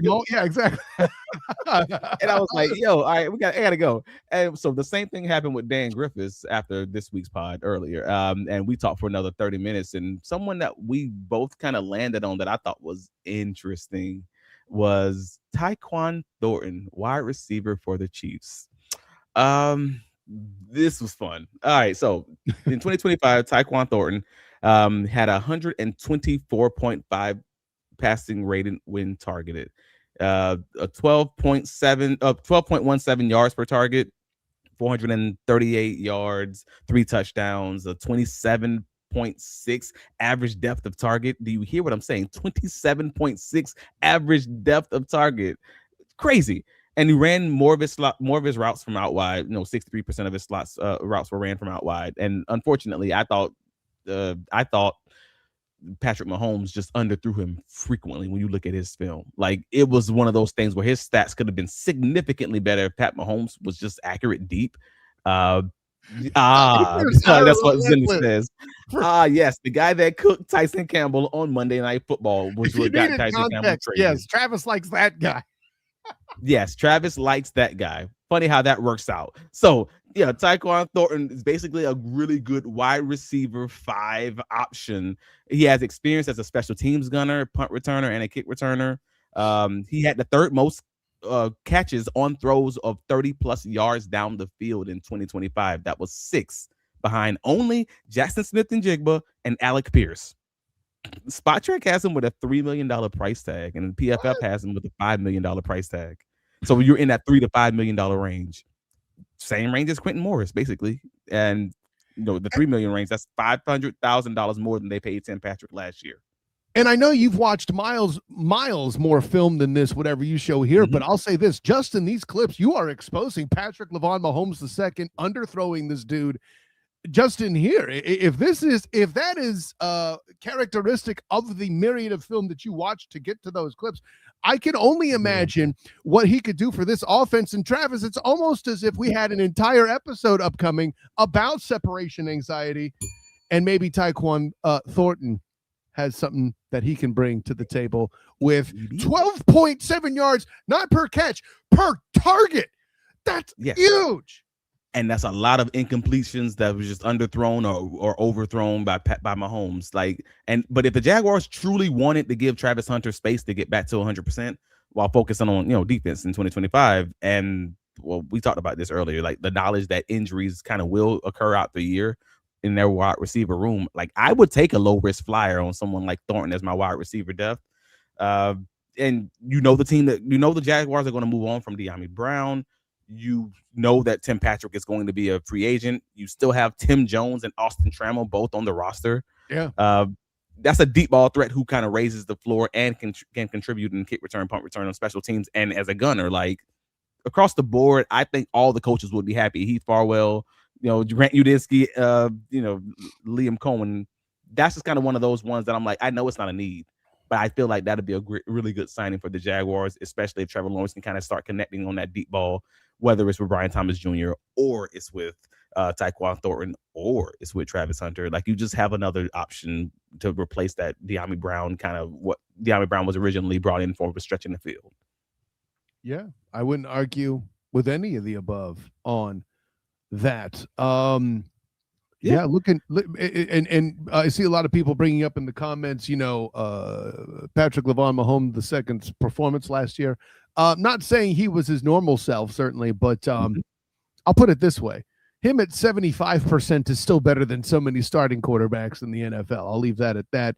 To that particular instance, him and BTJ would definitely open up the middle more than before. That's what I was saying when we did that breakdown. They shaded a safety to BTJ on 50% of snaps and just said on the opposite half of the field, we have a safety who's going to kind of play in between being the back safety, but kind of just slowly delay coming to the box. And I'm like, so basically they're saying we're shading the safety to BTJ, and we don't believe that Jacoby Meyers, we don't believe that Parker Washington are going to beat us deep on the opposite side.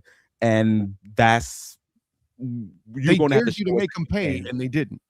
If you have another deep ball threat, whether that's Travis Hunter, whether that's Tyquan Thornton, whoever in the draft, like on the opposite side, you make those guys back off, or you threaten them deep enough times where they just don't feel comfortable in doing that. I think we see this every year. Whatever teams do in the playoffs against the team, the next season everyone copies that. It's a copycat league. Yeah. So that's what I think is going to happen this season. Is folks are going to do that same thing. They're going to continue shading coverage towards BTJ, and then make the other guys beat them religiously and consistently while kind of putting all their coverage in the middle of the field, like the Buffalo Bills did against the Jaguars. And it's going to be up to Liam Coen and that staff, Grant Dunitzky and all those guys, to prove that they can open up that deeper passing game, which they tried to do much of last season. Yeah. Until that maybe won a few games, like the Colts game. Yeah, exactly. And I want to get this question here out too, because I don't know we've had the opportunity to handle it directly. But Tapa asks, you actually think they trade BTJ? I'm gonna lead with this, right? First of all, go back and listen to the point I made about taking meetings in Hollywood and that making news. Okay, that applies here. But also with BTJ, one has to think about the Ted DiBiase defense. Everybody's got a price, right? If somebody calls up Jimmy Stones and offers the ridiculous, he's not going to say no. If somebody offers a first and something else, if they make an offer he can't refuse, he's going to take it. That being said, who could offer that for a guy that was mentally frazzled, had a significantly down year, playing with a quarterback wildly better than the one he broke out with, right? Yes, I'm saying Trevor Lawrence is better than McCorkle Jones, which suddenly this time last year. How much do you think they need to offer? A first and something. A first and something is easy, but a first and a second at the lowest. That's the lowest I think Stones pulls the trigger with at this point. Okay. Maybe a first and the right player, maybe, but that's what I meant by who's offering that, to your point.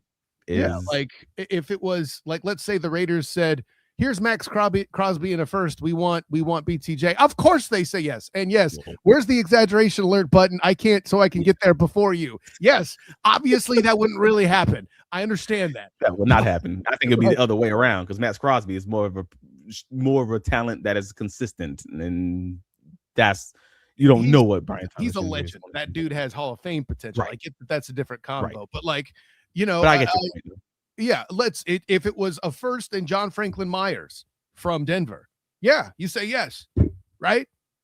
I mean, AJ Brown and the first for Brian Thomas Jr. or AJ Brown in the second for Brian.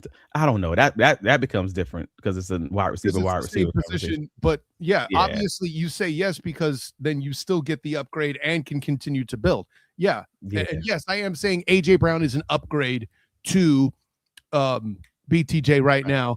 And moreover, it's extra butts and seats in those Tennessee games where he gets to play his old squad twice a year. But do I think he gets traded? No. I said this earlier in the season when we had our projections and our predictions. Right. Like, no, I think the Jaguars will be crazy to trade him unless, to Storm the Desert's points, unless someone offers something outrageous for BTJ. I feel like it's almost irresponsible to trade him, which I think is accurate. Deal. So when you say all the rumors, I don't know that these rumors are coming from real places though. Like, rumors are coming from AI accounts, sure. AI slop is all out there. But yeah, or the rumors coming from like actual NFL people who are actual like NFL analysts or have actual sources. I don't believe that to be the case. Well, yeah, like Storm the Desert mentions in the comment, Trevor was going to be a Steeler this time last year, right? Stupid. So dumb. But people, it's line season, so people believe the accounts that aren't even real. And then you get the wrong person who might actually be a real analyst believing something that's fake, because old people get tricked all the time, bro. Have you ever been on Facebook? Like, they don't believe. There's a lot of stuff out there that's just nonsense. And with the BTJ conversation, I think that's one of them. It's not real from my perspective. It's not like I couldn't see it. I want to be clear. I just think the Jaguars would be wild not to wait until the trade deadline this coming season. Like, you at least know what you go through. You go through the offseason, you figure out what you have from BTJ after he's had a whole offseason to kind of figure everything out within this offense to kind of develop.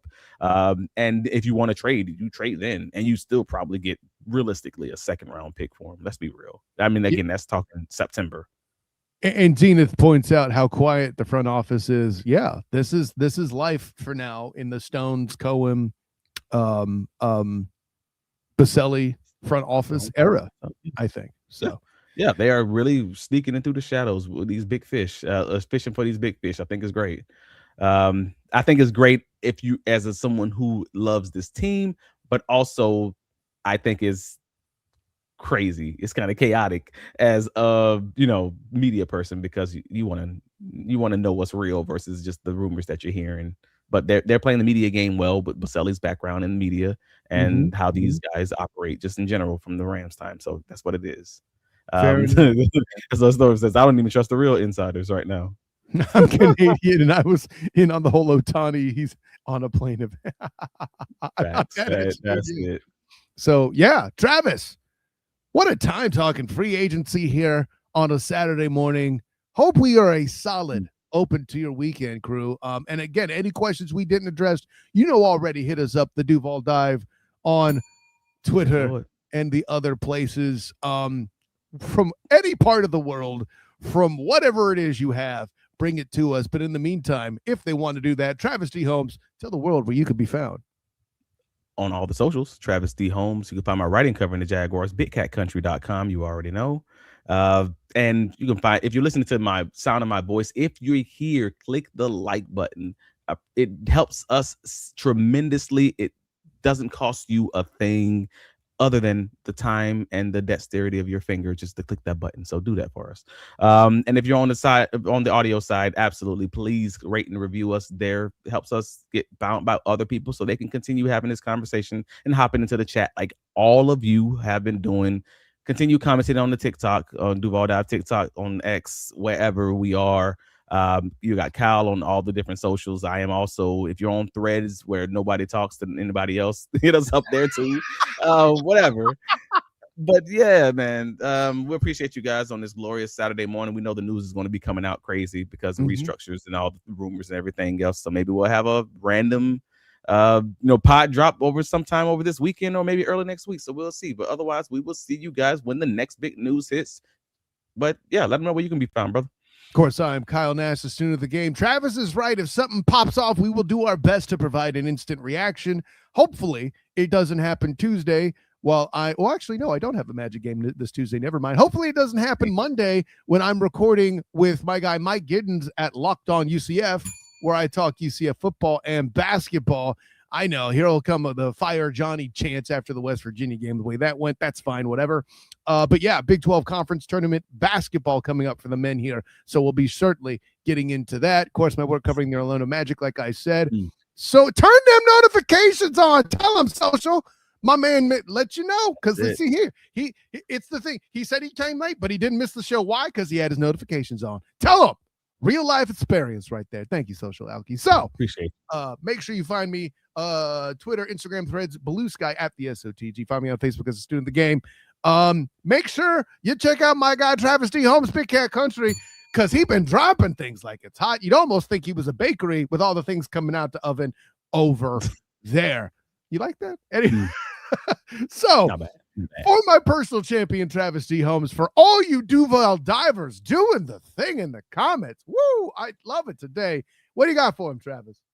No, I just want to end with something because when as things goes on, you know what it is, and they tell you who they are. So hey, one of the trademarks of our leadership group is that when there's an opportunity to be bold, we won't flinch.